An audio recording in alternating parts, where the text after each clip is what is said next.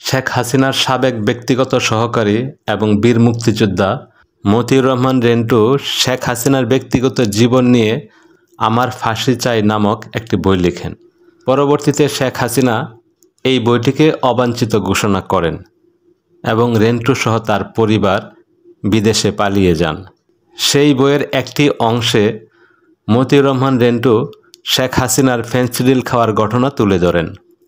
মতিউর রহমান রেন্টু লিখেন, বঙ্গবন্ধু কন্যা শেখ হাসিনা আগে কখনো ফেন্সিডিল খেতেন না। 1991 সালে নির্বাচনে হেরে গিয়ে বিরোধী দলীয় নেত্রী হিসাবে 29 নং মিন্টু রোডের সরকারি বাসায় ওঠার পর থেকে সর্দি কাশি লেগেই থাকত।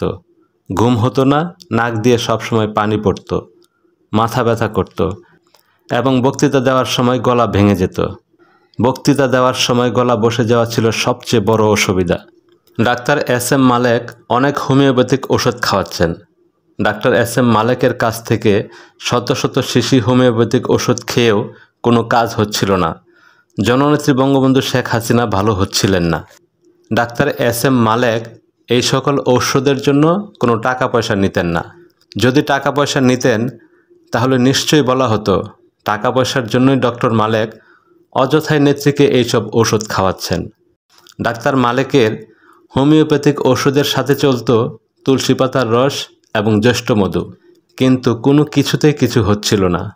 অবশেষে একদিন ডাক্তার মালেক ভারতীয় এক বোতল ফেন্সিডিল নিয়ে এলেন এবং বঙ্গবন্ধু কন্যাকে বললেন, নেত্রী 2 চামচ করে দিনে 3 বার এই ঔষধ খান, দেখবেন সর্দি চলে যাবে, খুশখুশি কাশি চলে যাবে, গলা ভাঙবে না, মাথা ধরা থাকবে না, রাতে ভালো ঘুম হবে। একজন বলল, হায় হায়, এটা তো ফেন্সিডিল আপা, এটা খেয়ে মানুষ নেশা করে। মালেক ভাই, এটা আপনি কি আনলেন? ডাক্তার মালেক বললেন, রাখো তোমাদের কথাবার্তা। নেত্রী, এই ঔষধ আমাদের দেশেই ছিল, আমরা কত প্রেসক্রাইব করেছি, এটা খুব কার্যকরী এবং ভালো ঔষধ। এরশাদ আমলে শুধু শুধু এই ওষুধটা ব্যান্ড করেছে। নেত্রী, আপনি খেয়ে দেখেন, যদি আপনার অসুবিধা দূর না হয় তবে আমাকে বলবেন। এটি 1992 সালের প্রথম দিকের কথা। এরপর থেকেই 2 চামচ করে দিনে 3 বার, আর যেদিন মিটিং থাকে বা জনসভা থাকে সেদিন 5 থেকে 6 চামচ করে দিনে 3 থেকে 4 বার করে খেতে শুরু করলেন। এমনকি চায়ের লিকারের সাথে মিশিয়ে জনসভার মঞ্চে গিয়ে গলা ঠিক রাখার জন্য বক্তৃতার আগ মুহূর্ত পর্যন্ত খেতেন। লম্বা সময় ধরে বক্তৃতা দিলে বক্তৃতার মাঝেও শেখ হাসিনা ফেন্সিডিল খেতে লাগলেন। এইভাবে বছর 2-3 নেত্রী নিয়মিত প্রতিদিন ফেন্সিডিল খেলেন। পরবর্তীতে তিনি আর ফেন্সিডিল ছাড়তে পারলেন না। যখনই তিনি ফেন্সিডিল ছেড়েছেন তখনই পুরোপুরি সেই রোগ ব্যাধি, সর্দি, গলা খুসখুস করা, বক্তৃতার সময় গলা ভেঙে যাওয়া, ঘুম না হওয়া ইত্যাদি আবার পেয়ে বসে। তাই ডাক্তার মালেক বঙ্গবন্ধু কন্যা শেখ হাসিনাকে নিয়মিত ফেন্সিডিল দিতে থাকেন আর নেত্রীও খেতে থাকেন। শেখ হাসিনার মনোযোগ আকর্ষণ করার জন্য জিজ্ঞেস করা হলো, আপা, ঢাকার খবর কি? নেত্রী কাব্যিক স্বরে বললেন, কেউ কারে নাহি ছাড়ে, সমানে সমান, দিয়ে এসেছি প্যাঁচ লাগিয়ে, যা হওয়ার হোক। আজ নেত্রীর অনেকগুলো পথসভা আছে। পথসভা মানে রাস্তার ধারে জনসভা। নেত্রীর আজ অনেক বক্তৃতা করতে হবে, গলা গরম রাখতে হবে। গলা বসে গেলে বা ভেঙে গেলে বক্তৃতা দেওয়া যাবে না। আবার ওইদিকে ঢাকার পরিস্থিতিও গরম, তাই আজ একটু বেশি ফেন্সিডিল খেতে হচ্ছে। বেলা 11টায় কক্সবাজারের জনসভা শুরু হলো। এর মধ্যে ঢাকার পরিস্থিতির গুরুতর অবনতি ঘটার সংবাদ এলো।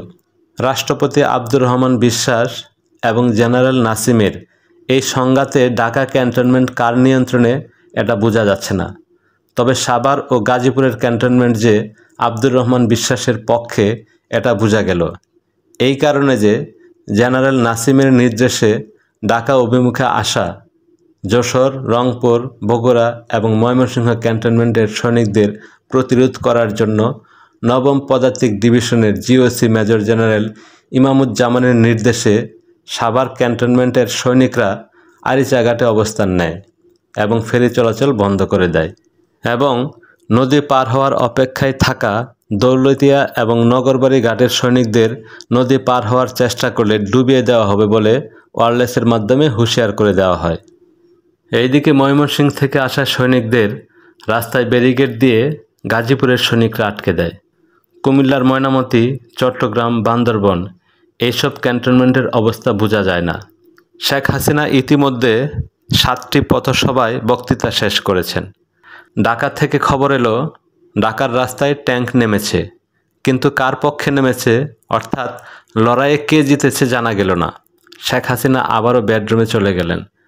ঢাকা থেকে আগত সফর সঙ্গী মোটর সাইকেল আরোহী ঢাকায় ফোন করে তার স্ত্রীকে বলল, তুমি আওয়ামী লীগ অফিসে যাও এবং আওয়ামী লীগের নেতাকর্মীদের বাসায় গিয়ে বলো বঙ্গবন্ধু কন্যা শেখ হাসিনা নির্দেশ দিয়েছেন মিছিল বের করতে এবং মিছিলের স্লোগান দিতে হবে জেনারেল নাসিম জিন্দাবাদ, রহমান বিশ্বাস নিপাত যাক। তত্ত্বাবধায়ক সরকারের প্রধান বিচারপতি হাবিবুর রহমানের বক্তৃতা নেত্রী শুনলেন এবং পুনরায় বেডরুমে চলে গেলেন। বেডরুমে গিয়ে নাজিব এবং বাহাউদ্দিন নাসিম বঙ্গবন্ধু কন্যা শেখ হাসিনাকে সার্কিট হাউস ছেড়ে অন্যত্র পালিয়ে যাওয়ার পরামর্শ দিলে তিনি বলেন, আমি কোথায় যাব, তার চেয়ে দেখো কি হয় বলেই শেখ হাসিনা পুরো আধা বোতল ফেন্সিডিল খেয়ে শুয়ে পড়লেন। মাঝরাত্রে মোটামুটি নিশ্চিত হওয়া যায় যে জেনারেল নাসিম এই লড়াইয়ে পরাজিত। সকালবেলা শেখ হাসিনা বলেন, নাসিম পরাজিত হয়েছে, ভালো হয়েছে, ওকে আমি ফেব্রুয়ারি মাসে ক্ষমতা নিতে বলেছিলাম, ও তখন ডাট দেখাইছে। সকাল 9টার ফ্লাইটে বঙ্গবন্ধু কন্যা শেখ হাসিনা চট্টগ্রাম থেকে ঢাকায় ফিরলেন। সেনাবাহিনী প্রধান লেফটেন্যান্ট জেনারেল আবু সালেহ মোহাম্মদ নাসিম বরখাস্ত এবং গ্রেফতার হলেন। এরপর থেকে আর কোনোদিন শেখ হাসিনা জেনারেল নাসিমের নাম বিন্দু বিসর্গ পর্যন্ত উচ্চারণ করলেন না। ধন্যবাদ বন্ধুরা।